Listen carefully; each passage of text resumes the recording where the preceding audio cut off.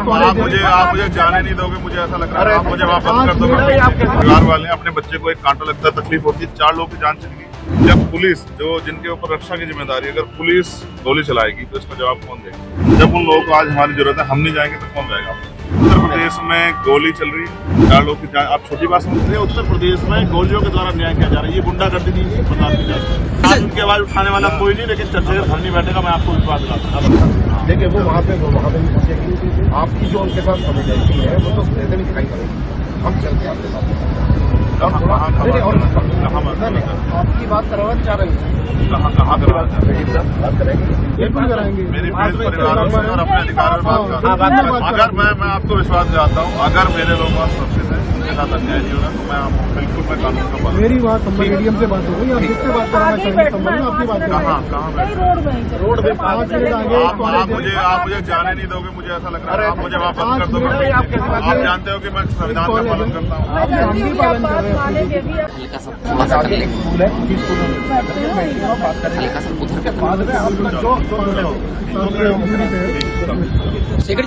शेखर जी आपको रोक लिया गया है छिजारसी टोल पे, क्या कुछ कहेंगे आप? हिंसा के खिलाफ और हिंसा का सांसद जी सुनने में आया कि हिंसा के आधार पे अगर हमारे लोग हत्या की जाएगी तो ये स्वीकार नहीं। सांसद जी सुनने में आया कि 5 लोगों की हत्या हुई है अभी तक। आप जानते हैं सीए का आंदोलन, किसानों का आंदोलन, SC/ST के बच्चों का आंदोलन हो, या ये आंदोलन लगातार गोलियां चल रही है, उत्तर प्रदेश में गोलियों के द्वारा न्याय किया जा रहा है, ये गुंडागर्दी नहीं बर्दाश्त की जाएगी। हम अपने लोगों के ऊपर सुनेंगे। मुझे पुलिस के साथ चोट का भी दुख है, लेकिन मैं मानता हूं कि कोई साजिश है जिसका शिकार जो है हमारे गरीब लोग। अच्छा, आज उनकी आवाज उठाने वाला कोई नहीं, लेकिन चर्चा घर नहीं बैठेगा, मैं आपको विश्वास दिलाता हूं। परिवार वाले अपने बच्चे को एक कांटा लगता है, तकलीफ होती है, 4 लोगों की जान चली गई। आपका समर्थन है उनके साथ में, इसका उनको भी जानकारी है। और लेकिन देखिए अब आप न तो आपको अब आप मान नहीं सकते। नहीं, मैं कानून का पालन कर रहा हूँ, मैं कानून को नहीं तोड़ना चाहता, मगर मुझे आप ये बताओ कि जब पुलिस जो जिनके ऊपर रक्षा की जिम्मेदारी, अगर पुलिस गोली चलाएगी तो इसका जवाब कौन देगा? आप नहीं देख रहे क्या? और सर्वे कमिश्नर जा रहे हैं, उनके साथ साथ नारेबाजी निश्चित है। संभल में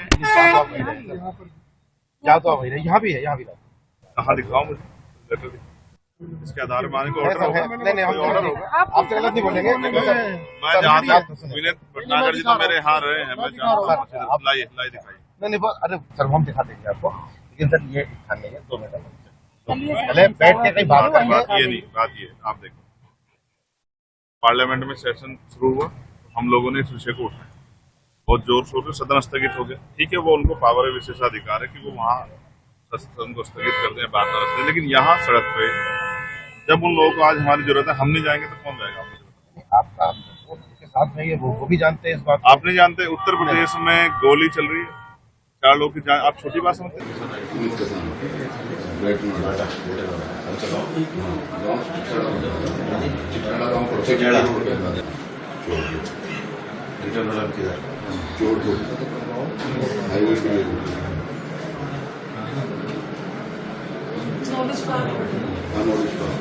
संभल का विषय बड़ा विषय है, और संभल में 4 लोगों की जान गई। 4 लोग जान अहमियत रखती है, कोई सब धन्ना सेठ के बेटे नहीं है, सब गरीब लोग हैं, और जिनकी जान गई। मैं फिर कहूंगा कि हिंसा किसी चीज का हल नहीं है, मैं हिंसा का समर्थन नहीं करता, लेकिन हर हिंसा के पीछे कोई ना कोई रीजन रहता है, कोई कारण रहता है, उस कारण को जानना भी बहुत जरूरी है। और जिस तरह से लगातार कभी किसी धार्मिक स्थल पे कभी किसी धार्मिक स्थल पे बार बार जो है अपना आधिपत्य दिखाने की और उसको उसके साथ जो है उसको अपने हिस्से में लेने की जो एक कवायद चल रही है, ये देश के लिए अच्छी नहीं है, देश में नफरत फैलाएगी, नुकसान करेगी। आप ये समझिए कि जब वर्शिप एक्ट 1919 है और वो ये कहता है कि 15 अगस्त 1947 को जो धार्मिक स्थल जिस स्थिति में था वैसे ही रहेगा, और बाबरी के बाद इसका ये हो भी गया था, तो अब ये नया रोज कभी ज्ञानवापी, कभी बनारस, कभी जो है संभल, ये सब करके जो है मुझे ऐसा लगता है कि बुनियादी मुद्दों से ध्यान हटाना चाहते हैं। लगता है सर अखिलेश यादव ने जो कहा कि एक बार सर्वे हुआ था तो दोबारा सर्वे की क्या जरूरत थी, पुलिस की कमी है, सरकार पर आरोप मढ़े जा रहे हैं, आप इससे इत्तेफाक रखते हैं? मैं इस बात से इत्तेफाक रखता हूं कि हिंसा किसी चीज का हल नहीं है। जिन बच्चों की जान गई है, जांच होनी चाहिए, और मुझे उम्मीद है कि जो मेडिकल हुआ होगा वो वीडियो रिकॉर्डिंग के अंतर्गत हुआ होगा, जिससे पुलिस की कार्यशैली पे कोई सवाल ना खड़ा हो और पता लग जाए किसकी गोली से जो है 4 लोगों की जान गई। 4 लोगों की जान अहमियत रखती है। आप ये समझिए ना, लगातार जिस तरह का जो है नारे लगे, धार्मिक नारे लगा के। अब ये बताइए, अगर सर्वे के लिए जा रहे हैं सर्वे कमिश्नर, तो धार्मिक नारों का क्या मतलब है? ये उकसाना नहीं होगा? इस उकसाने में जो घटना हुई है और जिससे जिस तरह के हमारे देश की छवि खराब हो रही है, इसकी कौन जिम्मेदारी लेगा? तो पुलिस प्रशासन, एडमिनिस्ट्रेशन और सरकार तीनों का फेलियर है। और मैं फिर ये कहूंगा कि कोर्ट जाना चाहिए। मैं सबसे शांति की अपील करूंगा कि लोग शांति बना के रखें, लेकिन मैं फिर आपसे स्पष्ट रूप से कह रहा हूं, ये अच्छा नहीं है, देश के लिए अच्छा नहीं है, संविधान की मर्यादाओं के लिए अच्छा नहीं है। संविधान की मर्यादा में आंदोलन हो और गोली से नहीं, वार्ता से जो है लोगों की सबकी सुनवाई। क्या आपको नहीं पता इस मसले में दूसरे पक्ष को बिल्कुल नहीं सुना गया, एक पक्ष से फैसला हो गया? बहुत सारे बड़े इशू हैं, ऐसा लगता है जैसे उनसे भी ध्यान हटाने के लिए सब चीजें की जा रही है। इनमें ईवीएम भी केंद्रित है, इनमें चुनाव में जो उत्तर प्रदेश में जो लोकतंत्र की हत्या वो भी केंद्रित है, और अडानी का भी मामला, कहीं ऐसे मामला लगता है कि शायद उनसे भी ध्यान हटाने की कोशिश हो सकती है। सबसे पहली बात तो ये है कि संभल की चंडोसी की जो जामा मस्जिद है वो कोई 50 साल 100 साल नहीं बल्कि 200-250 साल पुरानी मस्जिद है, उससे ज्यादा है। वहां पर कोर्ट की तरफ से बगैर मस्जिद के जिम्मेदारों को, कमेटी को सुने उन्होंने एक एक्स पार्टी ऑर्डर पास कर दिया, वो गलत है। दूसरा यह है कि एक बार तो आपने गलत ऑर्डर दिया, सर्वे हो गया, दूसरा सर्वे जब किया आपने किसी को इत्तला नहीं दी। तीसरी बात यह है कि पुलिस का ये काम था कि मस्जिद कमेटी को कॉन्फिडेंस में लेते या वहां की पीस कमेटी को। चौथी बात यह है कि जो सर्वे करने लोग आ रहे हैं वो प्रोवोकेटिव स्लोगन्स लगा कर आ रहे हैं, वो वीडियो उसका है, पब्लिक डोमेन में है।